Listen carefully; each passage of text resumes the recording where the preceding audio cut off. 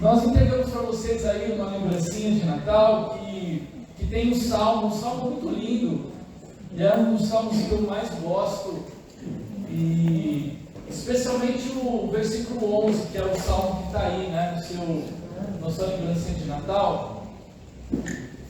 E esse salmo ele andou muito nas nossas salas de apoio, né, Bruno? Andou muito em conversas, em momentos de relacionamento nosso aqui. E quando a Kika me perguntou, a gente conversava sobre esse versículo, casou muito assim, porque realmente é uma palavra que enche muito o nosso coração e é algo que nós buscamos muito como comunidade, como igreja. Salmo 16, 11. E eu quero então terminar esse ano compartilhando isso com vocês de forma breve.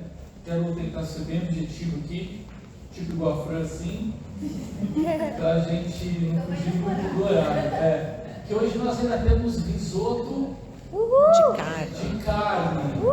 E 100% do lucro vai ser revertido para o projeto SOS. 100% do lucro do risoto dessa noite vai ser revertido para o projeto SOS para atender as famílias que tiveram perdas ali. Então vamos comer risoto, galera. Amém?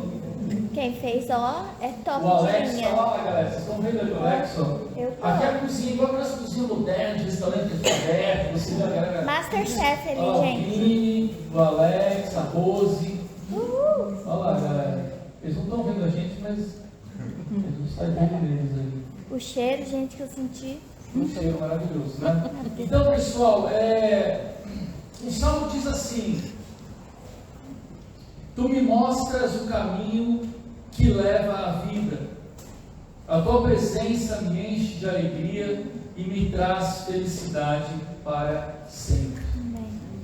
Amém? Vamos orar? Senhor, nós te louvamos pela tua palavra que tem sido alimento para a nossa alma. Tua palavra que tem trazido esperança para nós, que tem nos mantido de pé, que tem nos mantido firmes na jornada, Senhor. E nessa noite, nós, mais uma vez, como fizemos durante todo esse ano, nós nos sujeitamos à Tua palavra, nós abrimos o nosso coração, Senhor, e te pedimos, fala conosco, ensina-nos, dá-nos entendimento, discernimento, e orienta as nossas vidas, Senhor, conforme a Tua vontade. Deus, eu te peço nessa noite, em nome de Jesus. Amém. Esse versículo ele fala sobre a presença de Deus. E eu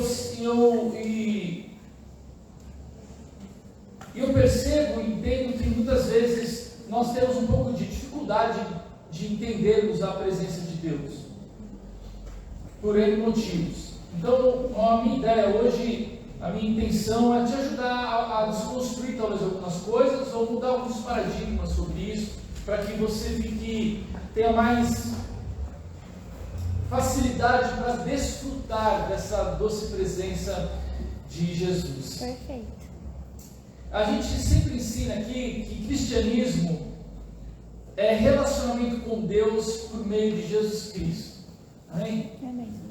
Então, se nós pudéssemos resumir o que é cristianismo é isso, é uma relação com Deus por meio de Jesus Cristo. Por isso que Jesus disse: eu sou o caminho, a verdade e a vida. Ou seja, Ele é o caminho no qual nós nos conectamos a Deus. Ele é o meio.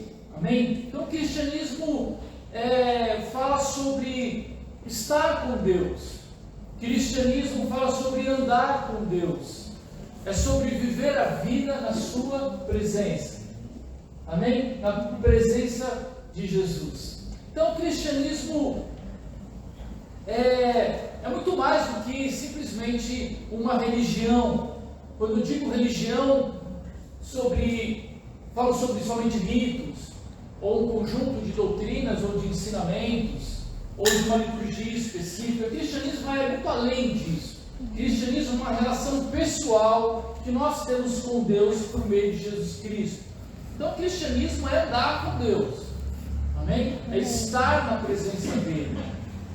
E a pergunta que veio no meu coração, e para ficar bem prático para nós, é: qual o lugar da presença de Deus? cristianismo é andar na presença de Deus, então qual é o lugar da presença de Deus? Ou uma pergunta parecida com essa seria: se a presença de Deus é um lugar, que lugar é esse? Eu quero responder essa pergunta e meditar com vocês um pouco. Lá no Antigo Testamento, nós vemos que o lugar de Deus, lá em Gênesis, era um jardim. Quem já leu o livro de Gênesis aí? É o livro do princípio, né? Ali a Bíblia diz que Deus fez o homem, Deus criou todas as coisas, ali no capítulo 1, né? E você vai ver que Deus colocou ali o homem e a mulher no jardim, e Deus, em todo final de tarde, Deus ia aonde? Ele ia passear onde? No jardim. E ele ia fazer o que lá? Ele ia encontrar com Adão e Eva, ele ia ter um tempo com eles. Então, a Bíblia começa apresentando o lugar da presença de Deus como um jardim. Era naquele jardim que Deus se encontrava com a sua criatura, com os homens, com um homem e com uma mulher.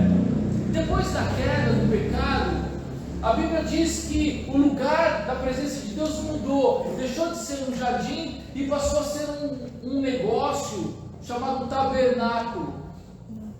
Quem já ouviu falar sobre tabernáculo? Tabernáculo foi algo que Deus deu para Moisés, um desenho de um lugar aonde a presença de Deus desceu ali.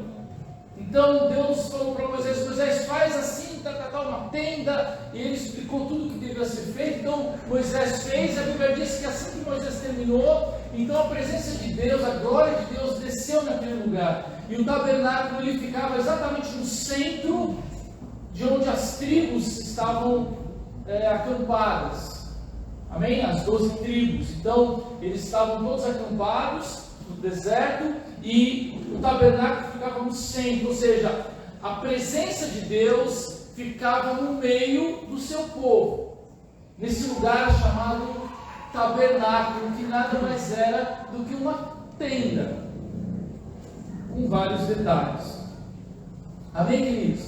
Então nós vemos que era um jardim, depois virou um tabernáculo. Já no Novo Testamento nós vemos outra mudança. O lugar da presença de Deus era em um homem.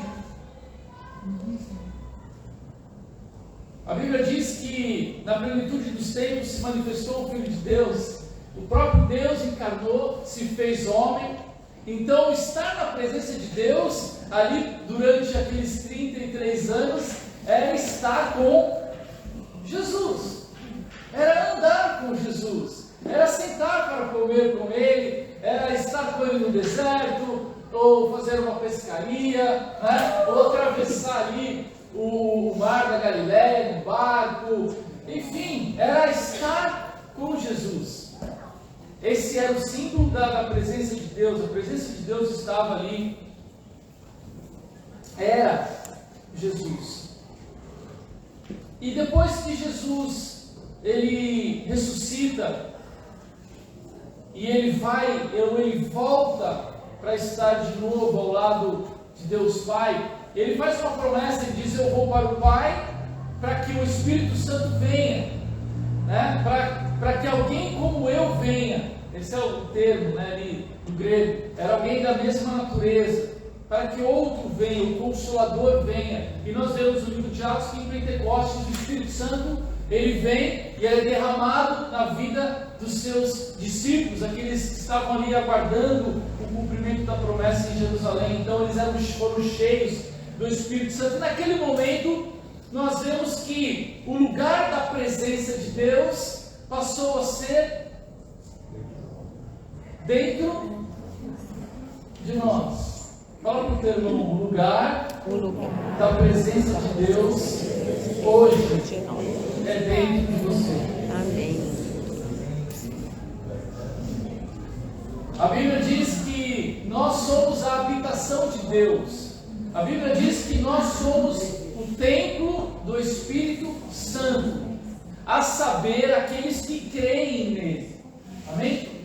Então, à medida em que eu creio, A Bíblia diz que quando nós nascemos de novo, nós recebemos o Espírito Santo. Então, nós passamos a ser o templo do Espírito Santo. O termo é que Deus ele tabernaculou em nós. Deus habita agora a vida daquele que crê. Amém? Então, hoje, se nós fôssemos responder essa pergunta, se a presença de Deus é um lugar, que lugar é esse? Nós. Em nós. Queiroz. As almas. Amém? É lindo isso, queridos. Então nós vemos, se você se matricular para o módulo 2, né, Ana? A galera vai aprender sobre isso. Eu estou fazendo propaganda, né? Depois dá um cafezinho aí para mim. E quando Deus mandou fazer Deus o tabernáculo, por que ele não era permitido acesso para todo mundo? Porque era só os levitas podiam. Porque Deus decidiu. Aí quando você chegar, você pergunta para ele. Ó Deus, por que só os levitas podiam entrar? Porque eram 12 tribos, lembra? Todas as tribos receberam herança na terra. Só a tribo de Levi que não recebeu herança. Eles foram separados por Deus para cuidar da vida religiosa da nação. Então eles cuidavam de todos os detalhes rituais, litúrgicos. Somente a tribo de Levi era autorizada nisso. Tá? Fechou? Venha na House School que você vai saber tudo mais. E então você vai aprender um pouco mais sobre esse lance dessa maneira linda de Deus sair de um jardim para habitar em nós. Amém? A presença de Deus saiu de um jardim e escolheu habitar a nossa vida. Então o lugar da presença de Deus hoje é em nós, é na nossa vida. Nós somos o templo do Espírito Santo. E eu gosto muito de uma passagem no Evangelho de João, capítulo 4. Se você tiver com a tua Bíblia aí, o nosso projetor morreu, mas ele vai ressuscitar no ano que vem. Amém. Amém. Pelo poder da lâmpada acabou. Pelo poder da lâmpada. Qual capítulo? João 4, 19 a 24. É uma passagem bem conhecida do diálogo de Jesus com a mulher samaritana, onde a mulher está tirando água. Você lembra dessa passagem? E ela está ali no poço tirando água. Jesus vai até ela e começa a conversar com ela. E ele fala sobre a água da vida. Se você tomar dessa água que você está tirando, você vai voltar a ter sede. Mas se você beber da água que eu posso te dar, você nunca mais terá sede. E começa a conversar com essa mulher. E ela se dá conta de que Jesus ela estava falando com um profeta. Porque Jesus fala sobre a vida pessoal dela. E ela percebe que ela está falando com alguém diferente. E aí o verso 19 diz assim: a mulher respondeu: agora eu sei que o Senhor é um profeta. Os nossos antepassados adoravam a Deus neste monte, mas vocês, judeus, dizem que Jerusalém é o lugar onde devemos adorá-lo. Jesus disse: mulher, creia no que eu digo. Chegará o tempo em que ninguém vai adorar a Deus, nem nesse monte, nem em Jerusalém. Vocês, samaritanos, não sabem o que adoram, mas nós sabemos o que adoramos, porque a salvação vem dos judeus. Mas virá o tempo, e de fato já chegou, em que os verdadeiros adoradores vão adorar o Pai em espírito e em verdade. Pois são esses que o Pai quer que o adore. Deus é espírito, e por isso os que o adoram devem adorá-lo em espírito e em verdade. Massa esse texto, né? Massa. É interessante que essa mulher, percebam, essa mulher ela estava presa num paradigma. Qual o paradigma? De que a presença de Deus estava em um lugar. Amém? Olha qual é a pergunta dela.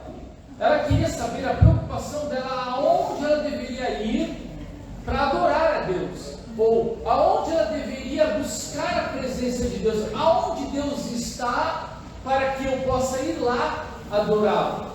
A pergunta dela é clara, ela diz: os nossos antepassados dizem que eu devo adorar a Deus aqui nesse monte, mas os judeus dizem que é lá em Jerusalém. Ou seja, na cabeça dela, ela estava procurando o quê?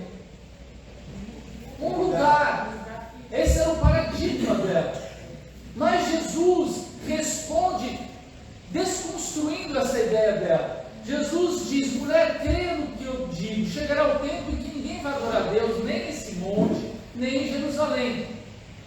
Então Jesus começa a falar para ela assim, ó, começa a pensar diferente. Não vai ser mais, não é um lugar. A presença de Deus não é mais em um lugar. Ele diz assim, vocês samaritanos não sabem o que adoram, mas nós sabemos o que adoramos, porque a salvação vem dos judeus. Mas virá o tempo, e de fato já chegou, em que os verdadeiros adoradores vão adorar o Pai em espírito e em verdade. Pois são esses que o Pai quer que o adorem. Deus é espírito, por isso se tu adoras, deve adorar em espírito e em verdade. Jesus está dizendo, querida, entenda algo. Vai chegar o tempo em que não vai ser mais um lugar, mas nós vamos adorá-lo em espírito e em verdade. Porque Jesus já estava antecipando, ou já estava falando de um ato que aconteceria dias depois com a vinda do Espírito Santo, com a chegada do Espírito Santo. Então, quando o Espírito Santo veio e passou a habitar a nossa vida, então nós passamos a ter uma relação e passamos a adorar a Deus em espírito e em verdade, porque a presença de Deus agora está em nós. Amém, queridos? Então, não é mais um lugar aonde eu vou buscar a presença de Deus. E eu não estou dizendo que você, ao vir aqui, nasce. Quem gosta de vir aqui? Eu. Se você não levantar a mão, eu vou orar por você. Vai expulsar todos os. Não é bom? Eu adoro esse lugar. Eu estava dizendo hoje de manhã que, nossa, eu tenho muita alegria por esse lugar. Por Deus ter nos dado esse lugar. Inclusive nós temos, eu gostaria de pedir para que vocês estejam orando, amém? Porque o ano que vem nós temos a renovação do nosso contrato em maio. E nós precisamos da graça de Deus, amém? Para nós continuarmos aqui nesse lugar. Eu amo estar aqui, mas Deus não mora aqui. Amém? Deus não tem uma cama aqui. Amém? Quando a gente vai embora, Deus vai junto. quando a gente vai embora, Deus, a presença de Deus não fica aqui, Ele não está aqui. Eu estava dizendo hoje de manhã que a única coisa que fica aqui depois que todos nós vamos embora é a verso, o sistema de alarme. E a gatinha que às vezes está por aí. E os anjos. E a Kika falou que aqui está a mulher de Deus, igual, né, amada? Ela falou assim, não, mas os anjos também estão aqui, guardando esse lugar. Eu falei, amém, é verdade, os anjos também estão aqui. Mas o que eu quero dizer com isso? Que o que traz a presença de Deus para esse lugar é você. Amém. Quando você chega aqui, você traz contigo o quê? A presença de Deus que está em você. O Espírito Santo de Deus que habita em você. Então, Deus se faz presente nesse lugar porque nós estamos aqui. Por isso a Bíblia diz, onde 2 ou 3 estão reunidos ali, eu estou. Porque a presença de Deus, ela vem com você. Esse é o paradigma. Amém, queridos? Então, é maravilhoso estar aqui. Por mim, eu morava na igreja. Eu já ficar meio louco, né? Não, Jesus, Deus é bom. Mas assim, é bom estar aqui, é maravilhoso, a gente tem muito prazer. E isso faz parte da nossa liturgia, do nosso rito, estarmos juntos, comemos juntos, se alegrarmos, termos um tempo de comunhão, de oração, de testemunho, é maravilhoso isso. Mas a vida cristã é muito mais do que isso. E nós precisamos entender isso, porque esse versículo de Salmos 16, 11, fala sobre a presença de Deus. E nós precisamos entender essa presença para nós podermos desfrutar dela verdadeiramente. E outra passagem, já estou encerrando, Romanos 12, 1 e 2, tem um versículo também que nós lemos bastante aqui, ajuda a gente a entender mais um pouco esse paradigma sobre a presença de Deus. Romanos 12, 1 e 2. Eu vou ler para vocês, diz assim: portanto, meus irmãos, por causa da grande misericórdia divina, eu peço que vocês se ofereçam completamente a Deus, como um sacrifício vivo, dedicado ao seu serviço e agradável a Ele. Esta é a verdadeira adoração que vocês devem oferecer a Deus. Não vivam como vivem as pessoas deste mundo, mas deixem que Deus os transforme por meio de uma completa mudança da mente de vocês. Assim vocês conhecerão a vontade de Deus, isto é, aquilo que é bom, perfeito e agradável a Ele. Olha que interessante, eu quero dividir não, são dois versículos, 1 e o 2. Né? O 1, ele fala sobre que a presença de Deus é o lugar de uma nova consciência. Paulo está dizendo assim: queridos, eu peço que vocês se ofereçam completamente a Deus, como um sacrifício vivo, dedicado ao seu serviço e agradável a Ele. E aí Paulo diz assim: esta é a verdadeira adoração que vocês devem oferecer a Deus. Portanto, Paulo está dizendo que a verdadeira adoração que cada um de nós pode oferecer a Deus é a nossa própria vida. Amém, queridos? Amém. Então, a presença de Deus, ela passa por um lugar de uma nova consciência. A consciência de que o verdadeiro culto, ele acontece na nossa vida. A tua vida deve ser um culto a Deus. E esta é a verdadeira adoração que Deus espera que você ofereça a Ele. Portanto, nós estamos aqui no culto a Deus. Mas o culto não termina. O culto continua. Quando você sai daqui, o culto continua. Porque o culto é a sua vida. Então você deve continuar cultuando a Deus. E o versículo 2 fala de um lugar de uma nova mentalidade. Quando Paulo diz: não vivam como as pessoas desse mundo, mas deixem que Deus transforme vocês por uma completa mudança da mente de vocês. Assim vocês conhecerão a vontade de Deus. Ou seja, Paulo está dizendo: olha, que vocês entendam, que vocês sejam transformados por Deus para ter uma nova mentalidade e entender a vontade de Deus de forma completa, aquilo que é bom, perfeito e agradável. Então, quando eu entendo que o culto ele não termina aqui, ele continua, eu ganho uma nova consciência. Faz sentido para vocês? Então a gente acaba com essa dicotomia, essa separação entre o sagrado e o secular. Isso é uma grande besteira. Quando você tem uma nova mentalidade, e quando você tem uma nova consciência sobre a presença de Deus, você entende que a presença de Deus está em você. A Bíblia diz: seja lá o que você for fazer, faça para a glória de Deus. Seja comer, seja beber, seja vestir, faça tudo para a glória de Deus. Portanto, a nossa vida deve ser um culto a Deus. Tudo que eu faço deve ser para a glória de Deus. Então eu começo a desfrutar da presença de Deus, não somente no momento da semana, ou no culto, quando eu vou aos domingos à igreja, ou durante a semana nas programações. Eu não reduzo a minha experiência com Deus, a minha espiritualidade, a somente alguns momentos.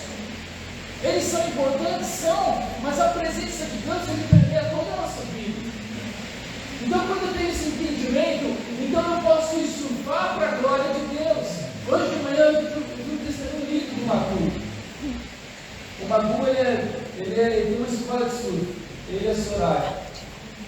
Então ele vive ali na água, está sempre surfando. E ele hoje deu um testemunho bonito. Ele falou: poxa, hoje quando eu entro na água, quando eu vou surfar, eu desfruto da presença de Deus. Eu tenho um tempo de oração, eu tenho um tempo de comunhão maravilhoso com Deus, a ponto do meu comportamento ter mudado dentro da água.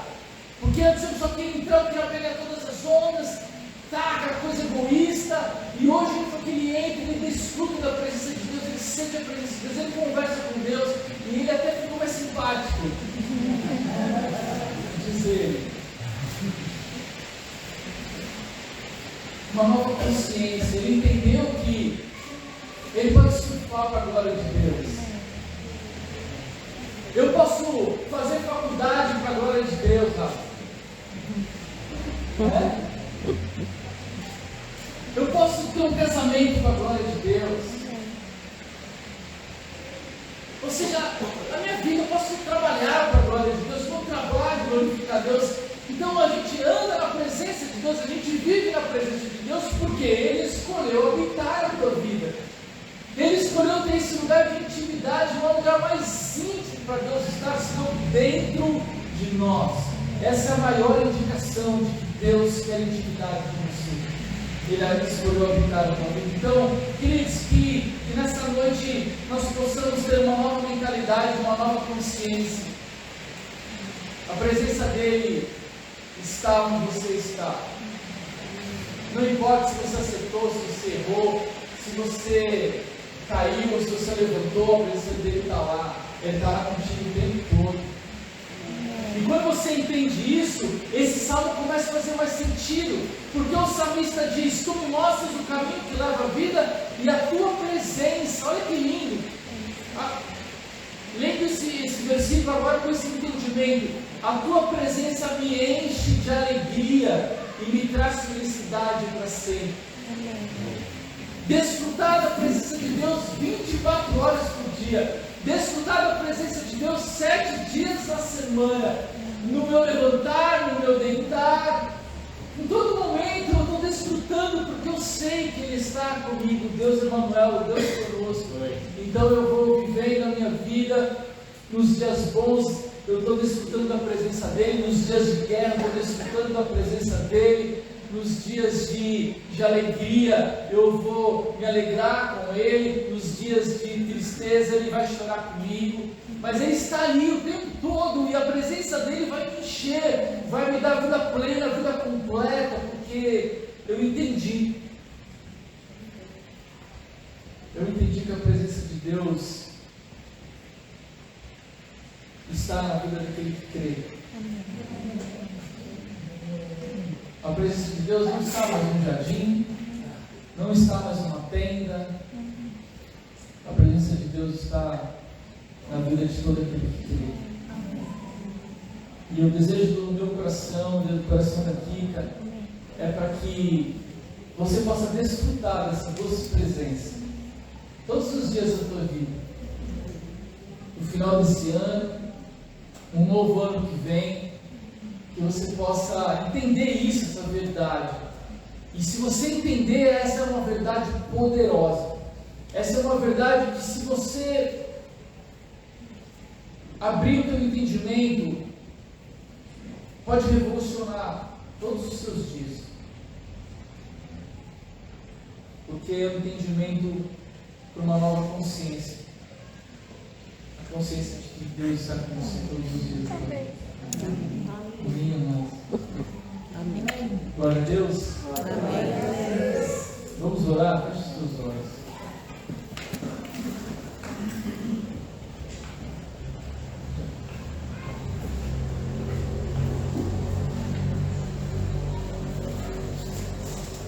Obrigado, Senhor, pela tua doce presença. Como é maravilhoso, Senhor, essa verdade poderosa de que o Senhor escolheu morar dentro de nós.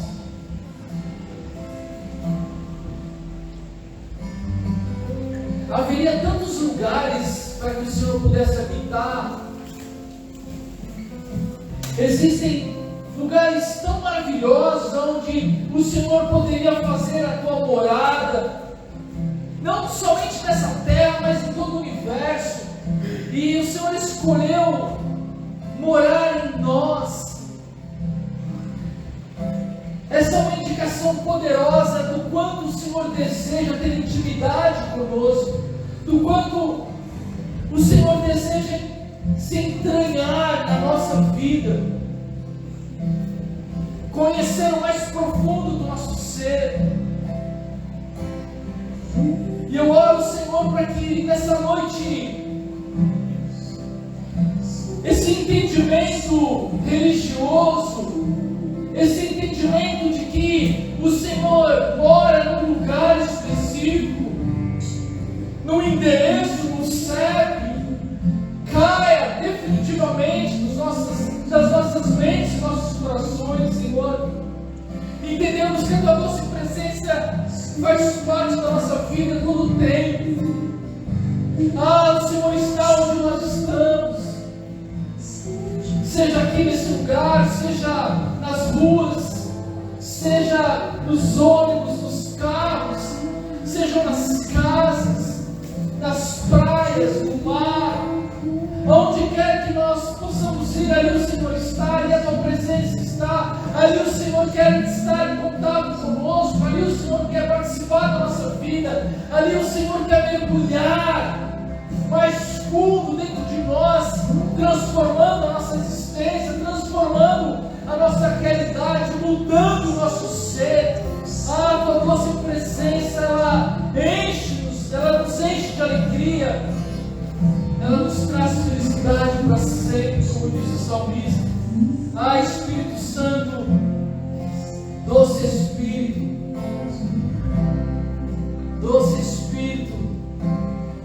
enche as nossas vidas, enche os corações dessa noite.